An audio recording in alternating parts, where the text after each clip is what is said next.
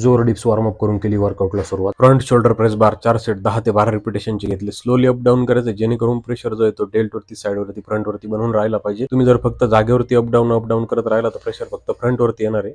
त्यानंतर घेतला shoulder press dumbbells 4 set 10 ते 12 रिपिटेशन. तुमच्यात जर तेवढी मोबिलिटी फ्लेक्सिबिलिटी जर असेल तरच कोपर खाली डाऊन करायचे, नाही तर 90 डिग्रीतच अप डाऊन करायचे. त्यानंतर घेतला alternate front race dumbbells 4 set 12 ते 15 रिपिटेशन. वरती जाताना पण शोल्डर टाईट ठेवायचा, खाली येताना पण शोल्डर टाईट ठेवायचा. चेस्ट पुढे काढायची आणि शोल्डर ड्रॉप करून ठेवायची. त्यानंतर घेतला साइड रेस डंबेल्स 4 सेट 12 रिपिटेशनचे. चेस्ट अप करायची, शोल्डर डाऊन करायचे.